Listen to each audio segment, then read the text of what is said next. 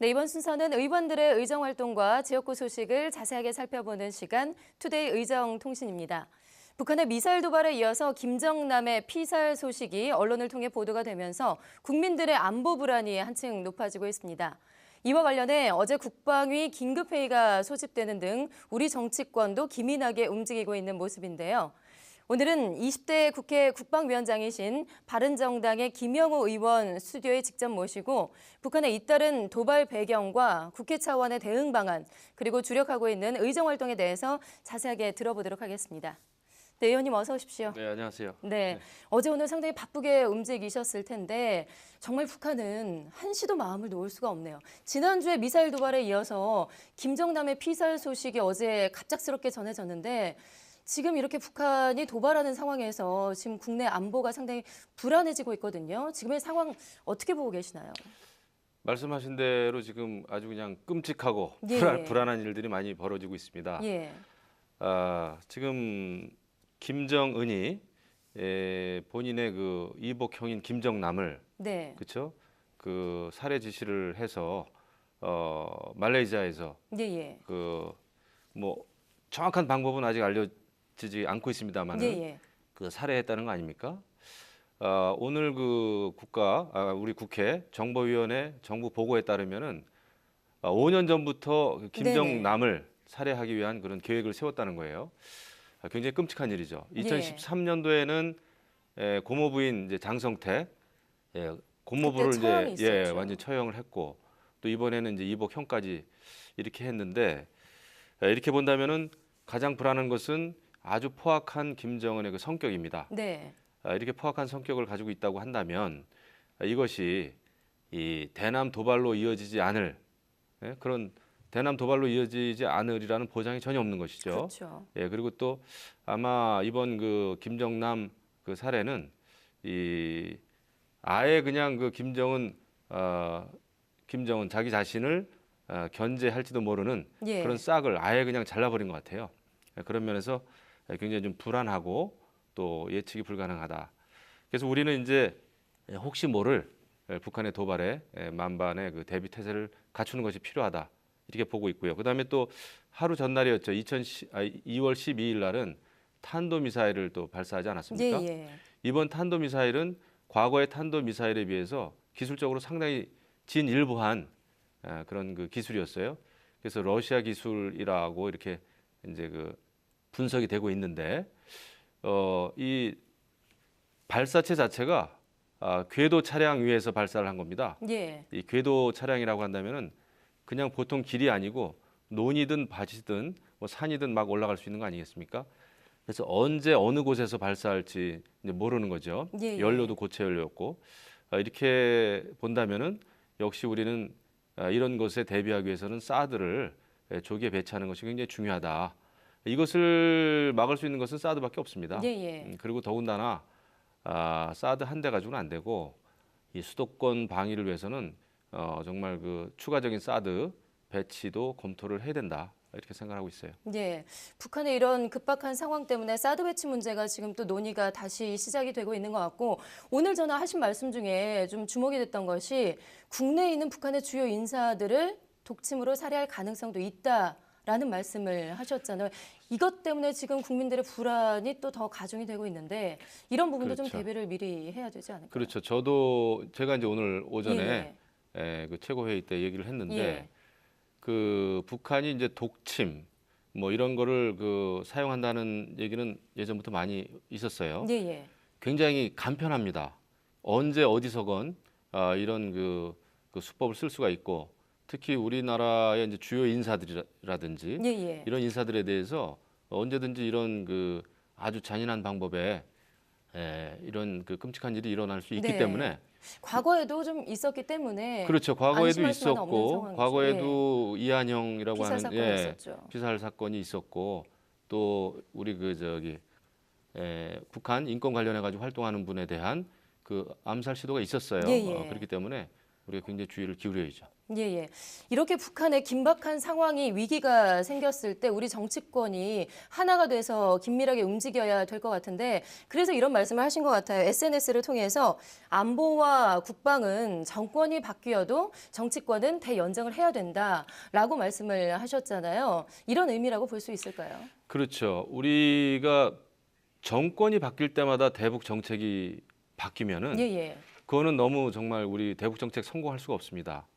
북한 입장에서 봤을 때, 아, 대한민국의 대북 정책은 정권에 따라서 바뀌는구나. 예, 예. 이런 암시를 주게 되면은 그러면 우리가 뭐 어떻게 북한을 설득하겠어요? 북한은 자기들이 불리하면 조금 기다렸다가 정권 바뀌면은 그때 한번 또 한번 해보자 네. 이렇게 나오지 않겠어요? 그래서 여든 야든 또 보수 진영이든 진보 진영이든 중장기적인 그런 대북 정책 또 안보 정책은 같이 머리를 맞대고 좀 짜야 됩니다. 스웨덴 같은 나라는 또 그렇게 하고 있더라고요. 예, 예. 그렇게 해서 좀 예측 가능하고 일관성 있는 대북 정책을 세우는 것이 굉장히 중요하다. 이렇게 볼 수 있겠죠. 예. 그래서 의원님께서 국회 국방위원장으로 활동을 시작하실 당시에 같은 맥락의 말씀을 하셨어요. 국방은 초당적인 문제이고 여야 간의 협의를 통해서 진행을 해야 된다라고 말씀을 하셨는데 그동안 뭐 국방에서 얼마나 많은 사건들이 네. 있었습니까? 많았죠. 예. 그동안 국방위원장으로서 쭉 활동을 하시면서 느낀 감정에 대해서 좀 말씀을 해주시고요. 앞으로는 또 어떻게 운영을 해나가실 계획이신지. 아무래도 제가 국방위원장 하면서 가장 인상적이었던 네. 그런 이제 일이라 그럴까요? 그 작년에 이제 제가 새누리당에 있을 때 여야가 극한 대립을 했었어요. 예, 예. 그때 새누리당에서는 국정감사를 보이콧하는 것을 당론으로 정했었습니다. 네. 그때 제가 그렇게 얘기했죠. 국방에는 여야가 있을 수가 없다. 예, 예. 나라를 지키는 일에 여당 야당 따질 수가 있느냐. 그래서 제가 국정감사를 진행을 했습니다. 당론을 어기고. 예, 예. 그래서 기억이 납니다. 당내에서는 엄청나게 제가 많은 그 비판을 받았죠. 네. 하지만은 그렇게 또 많은 그 박수갈채를 많은 국민들로부터 받은 때도 없었습니다. 그래서 역시 국회의원은 그 뭐 당론이라든지 당도 중요합니다만은 우리 헌법에도 나와 있듯이 국가 이익을 우선해서 양심에 따라 직무를 행한다고 하는 국회의원의 그 양심에 따른 직무 이행 이것이 더 중요하다 이렇게 생각합니다. 예. 군사 대비태세 갖추는 것처럼 의원님께서도 뭐 24시간 항상 대비태세를 갖추고 계셔야 될 것 같아요. 네. 그렇습니다. 그동안 참 애쓰신 것 같습니다.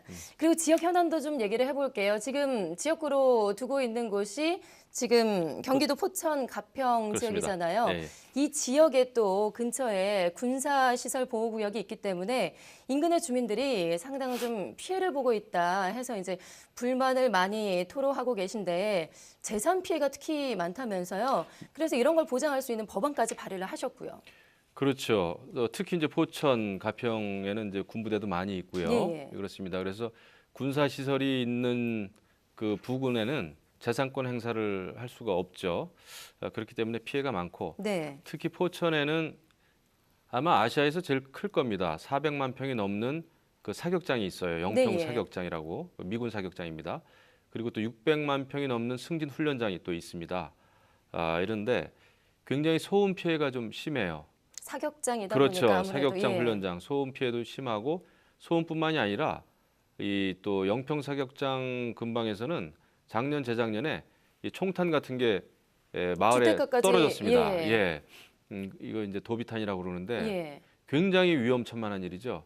그것이 만약에 사람한테 떨어진다든지 이러면은 큰일이죠. 예. 정말 큰일이에요. 과거 2002년도 그 효순이 미선이 사건 네. 일어나지 않았습니까? 장갑차 때문에. 그렇기 때문에 이런 것이 자칫 한미 동맹에도 금이 갈 수가 있습니다. 미군 사격장이기 때문에. 그래서 이런 것을 우리가 좀 방지해야 된다. 그래서 제가 이제 계속 우리 국방부 또 미군 측에 요청을 했고요. 예. 안에 이제 여러 가지 설계 변경이라든지 그다음에 지역 주민들에게는 적절한 보상과 배상 이런 거가 좀 필요하다. 또 그 지역 발전을 위한 뭐 기반 마련 시설 이런 게 좀 필요하다. 그래서 이것을 담은 내용의 법안입니다. 예, 예.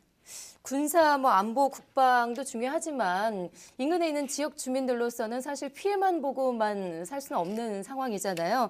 우리 주민들을 위해서 좀 최소한의 제도적 장치도 분명히 마련이 돼야 될 것 같습니다.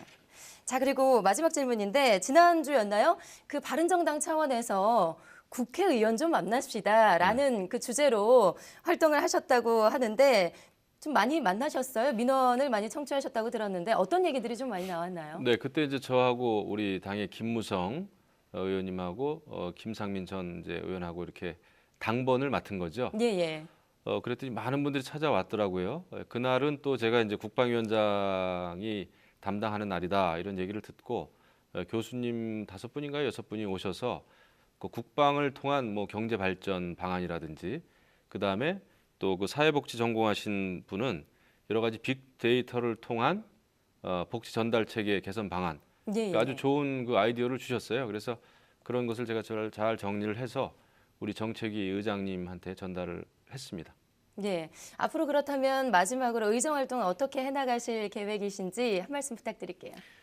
예, 저는 지금 현재 국회 국방위원장을 맡고 있기 때문에 아까도 말씀드렸듯이 국방에는 여야가 없다라는 소신을 가지고 국방위원회를 잘 좀 운영을 해서 예. 빈틈없는 국방 안보 대비 태세에 만전을 기할 수 있도록 그렇게 하는 것이 제 임무가 아닌가 이렇게 생각하고 있습니다. 네.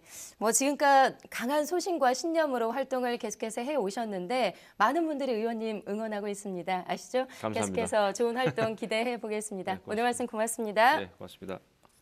네, 지금까지 바른정당의 김영호 의원과 말씀 나눠봤습니다.